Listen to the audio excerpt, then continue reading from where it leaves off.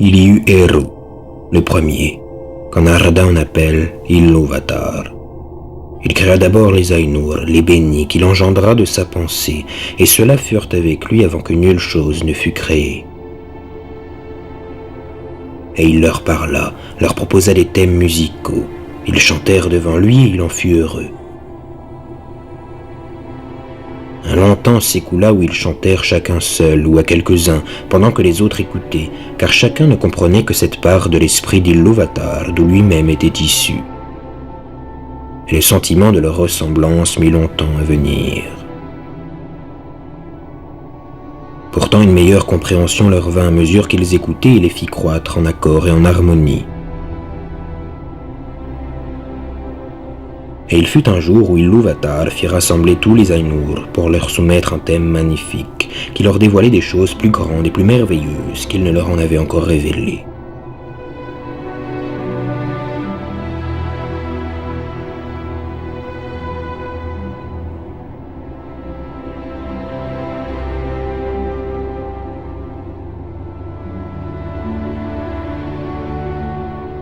Son début glorieux et sa splendide conclusion éblouirent tant les Ainur qu'ils se prosternèrent devant Ilúvatar sans pouvoir dire un mot.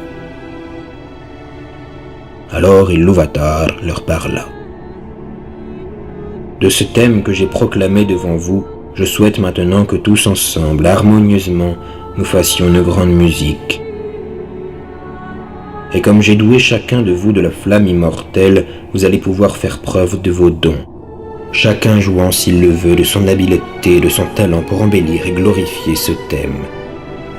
Moi, je resterai à écouter et à me réjouir que, grâce à vous, la beauté se soit muée en musique. Alors les voix des Ainur, telles des harpes, des luttes, des flûtes et des trompettes, des viols et des orgues, tels des chœurs aux voix innombrables, commencèrent à tisser le thème d'Ilúvatar dans une harmonie grandiose.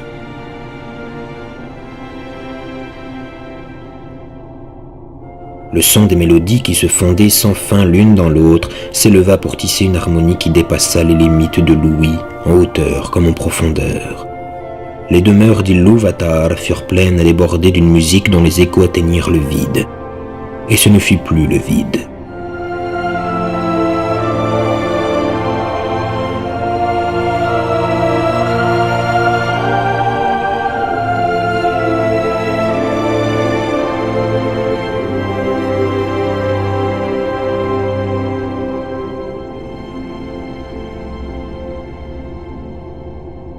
Jamais plus les Ainur ne composèrent une telle musique, bien qu'elle soit dit qu'une musique encore plus grande, celle des chœurs des Ainur et des enfants d'Ilúvatar, doivent s'élever devant Eru après la fin des temps. Alors les thèmes d'Ilúvatar seront joués dans leur vérité et adviendront à l'être au même moment, car tous alors comprendront pleinement la partie qu'il leur a destinée. Chacun atteindra à la compréhension des autres, et Ilúvatar, satisfait, accordera le feu secret à leurs esprits.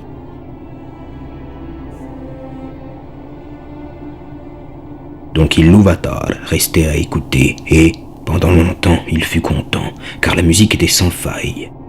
Mais à mesure que le thème progressait, il vint au cœur de Melkor d'y mêler des thèmes venus de ses propres pensées et qui ne s'accordaient pas au thème d'Ilúvatar. De cette manière, il cherchait à augmenter la puissance et la gloire de sa propre partie. Melkor était le plus doué des Ainur, en savoir comme en puissance, et il partageait les talents de tous les autres. Souvent seul, il s'était aventuré dans les espaces du vide pour chercher la flamme éternelle, car il avait en lui un furieux désir d'amener à l'être des œuvres de sa propre volonté, et il lui semblait qu'Ilúvatar n'avait aucune pensée pour le vide, alors que lui-même ne pouvait souffrir qu'il restât vide. Mais il ne trouva pas le feu, partage d'Ilúvatar, et la solitude lui fit concevoir des pensées à part, différentes de celles de ses frères. Il les fit venir dans sa musique, et une discordance aussitôt s'éleva tout autour.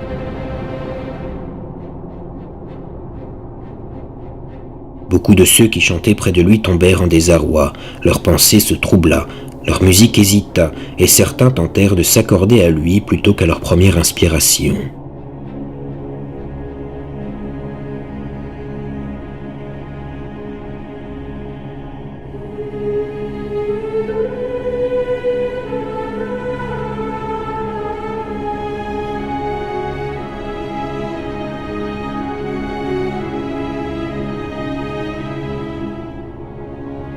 Alors la discordance gagna du terrain et les mélodies se perdirent dans une mer de sons turbulents. Ilúvatar continua pourtant d'écouter jusqu'à ce que son trône parût au milieu d'une tempête, comme si des océans de noirceur se faisaient la guerre les uns les autres, avec une rage inextinguible. Alors Ilúvatar se leva. Les Ainur sentirent qu'il leur souriait. Il leva sa main gauche et un nouveau thème naquit au milieu de la tempête, semblable à celui du début et pourtant différent, qui gagnait en puissance et en beauté nouvelle. Mais la discordance de Melkor s'enfla jusqu'au tumulte pour s'affronter au nouveau thème. La bataille sonore gagnait en violence, si bien qu'un grand nombre des Ainur, découragés, s'arrêtèrent de chanter et que Melkor eut le dessus.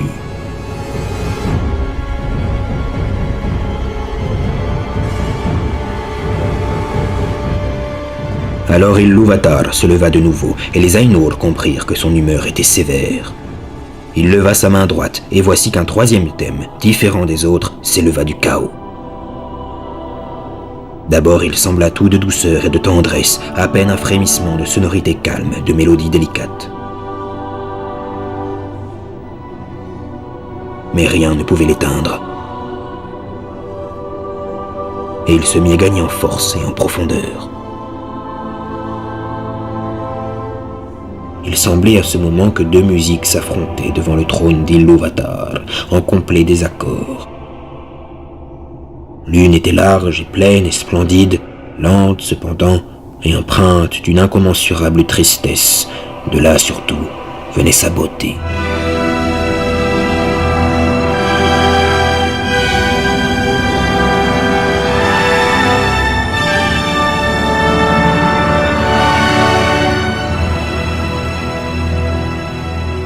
L'autre avait maintenant atteint son unité propre.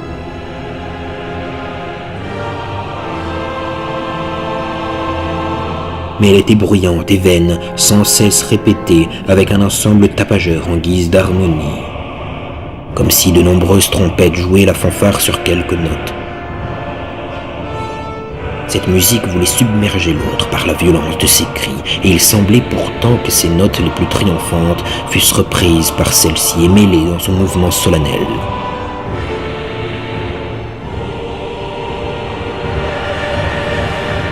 Au milieu de cet affrontement, alors que les espaces d'Ilúvatar vibraient et que le vacarme envahissait des silences encore jamais troublés, Ilúvatar se leva pour la troisième fois, et son visage faisait peur à voir. Il leva les deux mains, d'un seul accord, plus profond que l'abîme, plus haut que le firmament, aussi perçant que la lumière de son œil, la musique s'arrêta.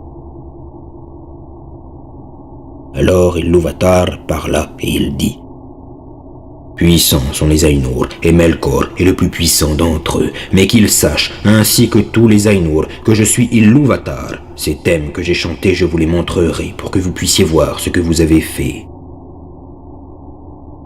Et toi, Melkor, tu verras qu'on ne peut jouer un thème qui ne prend pas sa source ultime en moi, et que nul ne peut changer la musique malgré moi. Celui qui le tente n'est que mon instrument, il crée des merveilles qu'il n'aurait pas imaginées lui-même.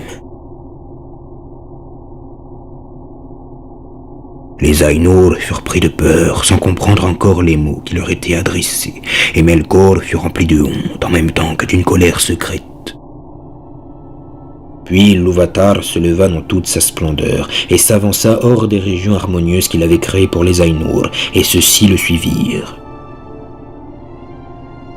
Quand ils arrivèrent dans le vide, Ilúvatar leur dit « Voyez votre musique ». Et il leur communiqua une vision, leur donnant la vue, alors qu'ils n'avaient encore que l'ouïe.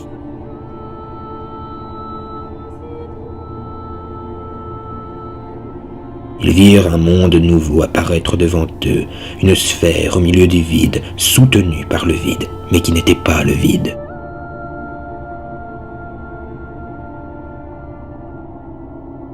À mesure qu'ils regardaient et qu'ils s'émerveillaient, ce monde dévoilait son histoire, et il leur semblait le voir vivre et se développer.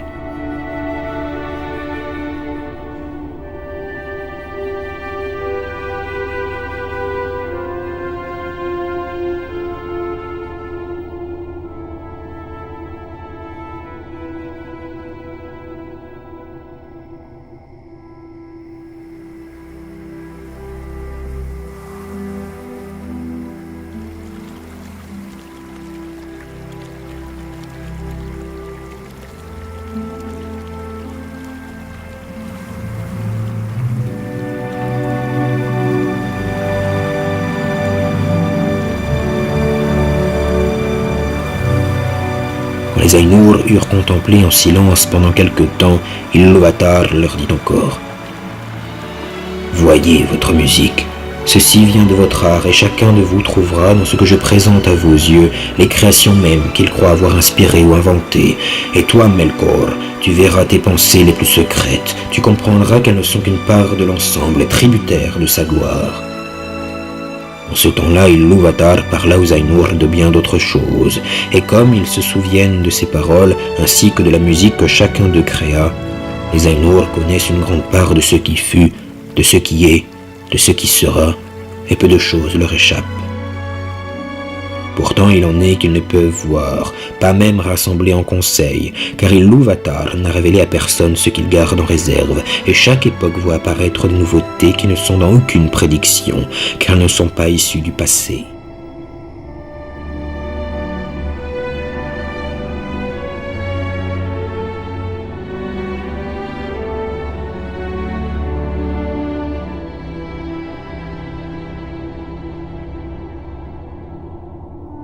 Or donc, comme cette vision d'un monde nouveau se déroulait devant eux, les Ainur virent qu'ils renfermaient des choses dont ils n'avaient pas idée. Ils assistèrent avec stupéfaction à l'arrivée des enfants d'Ilúvatar, dans la demeure qui leur était aménagée, et comprirent qu'eux-mêmes, tandis qu'ils élaboraient leur musique, avaient participé à la création de cette demeure, sans y voir d'autre dessein que sa propre beauté. Les enfants d'Ilúvatar ne furent conçus que par lui. Ils vinrent avec le troisième thème. Ils étaient absents du thème proposé à l'origine et aucun des Ainur ne prit part à leur création. Quand ils les virent, ils les aimèrent d'autant plus d'être différents d'eux-mêmes. Être étrange et libre, où ils voyaient l'esprit d'Ilúvatar dans une lumière nouvelle, où ils apprenaient à connaître une part de sa sagesse qui, jusqu'alors, était restée cachée, même à eux, les Ainur. Les enfants d'Ilúvatar sont les elfes et les humains, les premiers-nés et les successeurs. Et parmi toutes les splendeurs de ce monde, ces vastes régions, ces espaces nouveaux, ces orbes flamboyants, Ilúvatar choisit l'endroit de leur demeure dans les profondeurs du temps et parmi les étoiles innombrables. Cette demeure pourrait sembler peu de choses à ceux qui ne considèrent que la majesté des Ainur, sans voir leur terrible acuité, eux qui peuvent choisir la plaine d'Arda tout entière pour les fondations d'une colonne qui se dresse si haut que le sommet en est plus acéré qu'une aiguille. Ou à ceux qui ne verraient dans ce monde que les Ainur continuent d'édifier une immensité sans mesure et resteraient aveugles à la précision extrême qu'ils apportent à chacune des choses de ce monde. Quand les Ainur eurent contemplé la vision de cette demeure et qu'ils virent les enfants d'Ilúvatar, beaucoup d'entre eux, parmi les plus forts, tendirent toute leur volonté et leur esprit vers ce lieu. Melkor fut le premier de ceux-là, comme il avait été le plus grand dès le début à tenir sa partie dans la grande musique. Il sembla et lui-même commença par le croire qu'il voulait se rendre en cette demeure et ordonner toutes choses pour le bien des enfants d'Ilúvatar et contrôler les tourbillons de chaleur et de glace qui le traversaient, alors qu'il désirait plutôt soumettre à sa volonté les elfes et les humains. Il enviait les dons qui leur avaient été promis par Ilúvatar. Il voulait pour lui-même avoir des serviteurs et des sujets, s'entendre appeler seigneur et se sentir le maître d'autres volontés. Pendant ce temps, les autres Ainur admiraient cette demeure enchâssée dans les vastes espaces du monde, ce que les elfes appelèrent Arda, la terre. Leur cœur était rempli de joie et de lumière, leurs yeux émerveillés étaient noyés de couleurs, mais le grondement de l'océan leur donnait une grande inquiétude.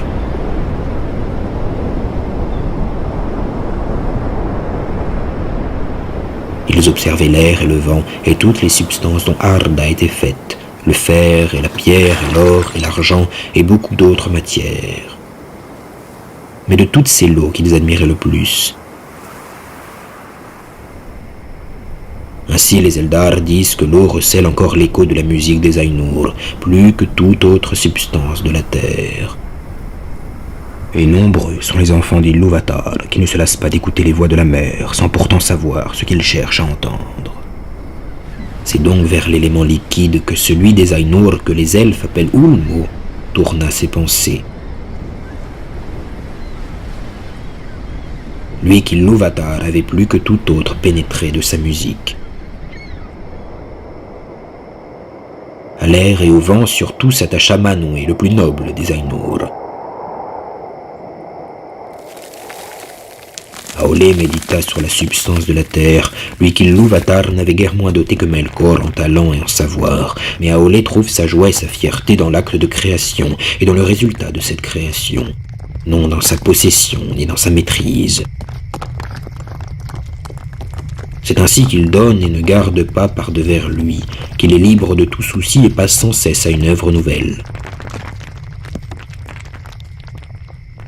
Ilúvatar s'adressa à Ulmo et lui dit « Ne vois-tu pas comment, dans ce petit royaume au plus profond du temps, Melkor a entrepris la guerre contre ton domaine ?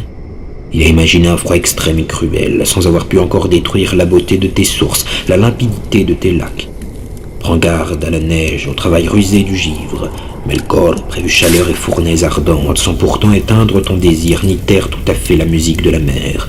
Vois plutôt la haute splendeur des nuages et des nuées toujours changeantes. Écoute la pluie tomber sur la terre. Ces nuages te rapprochent de Manwë, ton ami, celui que tu aimes. »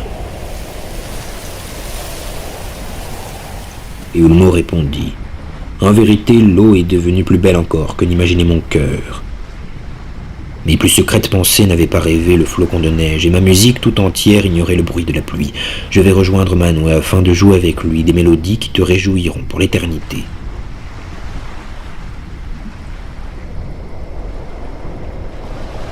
Et, depuis toujours, Manwë et Ulmo sont des alliés. En toutes choses, ils ont fidèlement servi les buts d'Ilúvatar.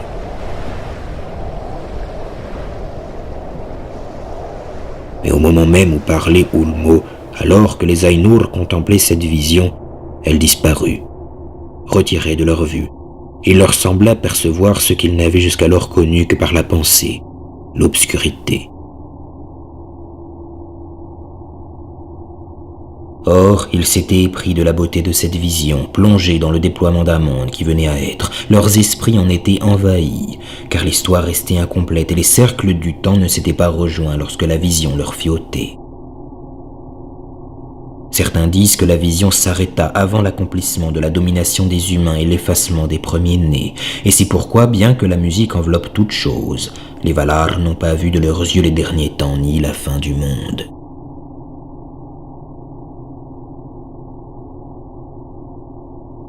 Les Ainur étaient inquiets, mais Ilúvatar leur parla de nouveau. « Je sais que vos esprits désirent que ce que vous avez vu vienne vraiment à être non seulement dans vos pensées, mais comme vous-même existez et aussi autrement. Alors je dis, Ea, que ces choses soient, et je répandrai dans le vide la flamme éternelle, et elle sera au cœur du monde, et le monde sera, et ceux d'entre vous qui le veulent pourront y descendre. »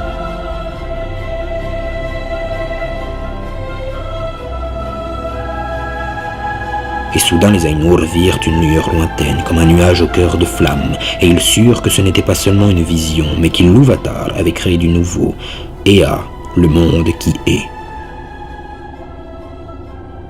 Il advint donc que, parmi les Ainur, certains demeurent encore avec Ilúvatar au-delà des confins du monde, alors que d'autres, et parmi eux beaucoup des plus grands et des plus admirables, prirent ce que leur avait accordé Ilúvatar et descendirent sur le monde.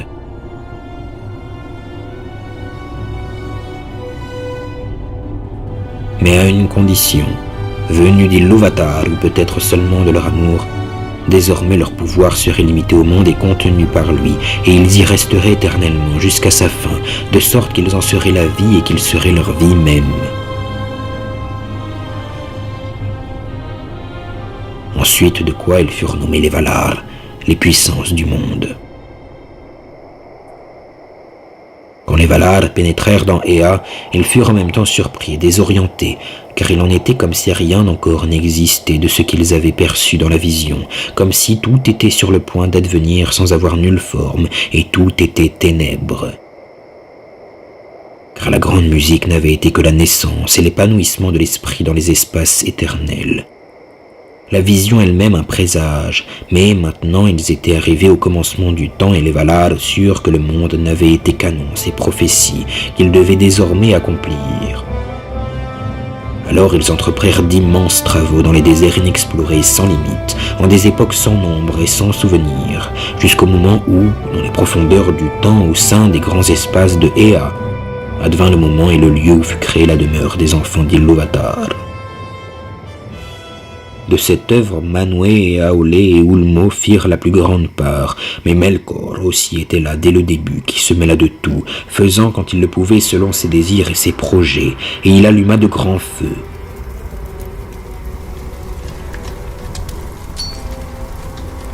Melkor convoitait la terre, encore jeune et pleine d'ardeur, et il dit aux autres Valar : « Ceci sera mon propre royaume, et je le nommerai d'après moi-même. »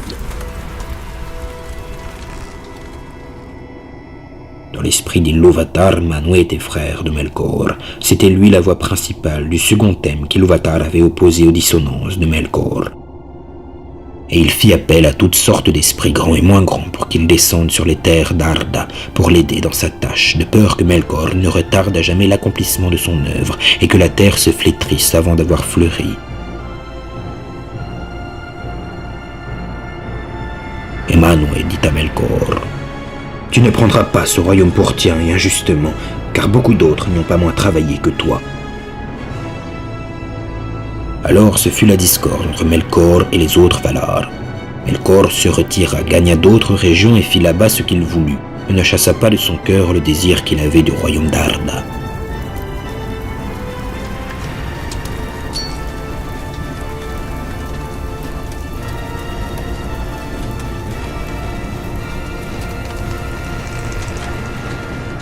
Les Valar se mirent à prendre forme et couleur, et comme c'était l'amour des enfants d'Ilúvatar qui les avait fait venir dans ce monde, et l'espoir qu'ils avaient d'eux, ils prirent la forme qu'ils avaient entrevue dans la vision d'Ilúvatar, hormis la splendeur et la majesté. D'autant que cette forme venait de la connaissance qu'ils avaient du monde visible plutôt que du monde lui-même, et ils n'en avaient pas besoin, sinon comme nous-mêmes d'un vêtement, alors que nous pouvons aller nus sans rien perdre de notre substance. Ainsi les Valar peuvent marcher s'ils le veulent, dénudés, et les Eldar eux-mêmes ne peuvent les percevoir clairement. Quand ils préfèrent se vêtir, les Valar prennent qui une forme mâle, qui une forme femelle, car les différences de tempérament qu'ils avaient depuis toujours et qui s'incarnaient dans ce choix ne venaient pas de leur volonté. Pas plus que, chez nous, mâles et femelles ne sont déterminés par leur vêture, à laquelle pourtant on les reconnaît. Les formes dont se parlent les puissants ne ressemblent pas toujours à celles des rois et des reines des enfants d'Ilúvatar, car parfois ils peuvent n'être vêtus que de leur propre esprit, rendus sensibles sous l'espèce d'une imposante majesté. Les Valar firent venir à eux de nombreux compagnons, de même rang qu'eux ou de moindre stature, et ensemble ils œuvrèrent à ordonner la terre et à calmer ses agitations.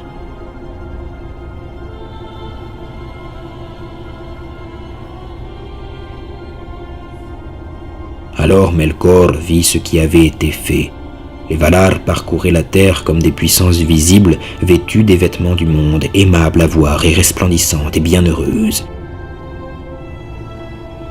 Il vit que la terre devenait le jardin de leur plaisir, car ses tempêtes étaient désormais apaisées. Son envie n'en fut que plus forte, et lui aussi prit une apparence visible, mais son humeur et la malveillance qui le dévorait étaient telles que cette forme était sombre et terrible. Il descendit sur Arda, plus fort et plus majestueux qu'aucun autre Valar, telle une montagne qui s'élève sur l'océan pour dresser sa tête au-dessus des nuages, couverte de glace et couronnée de flammes et de nuées.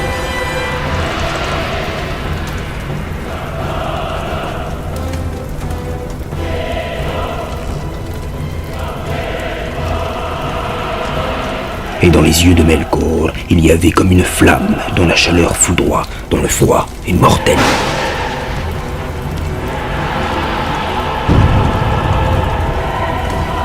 Ainsi commença la première bataille entre Melkor et les Valar pour la domination d'Arda.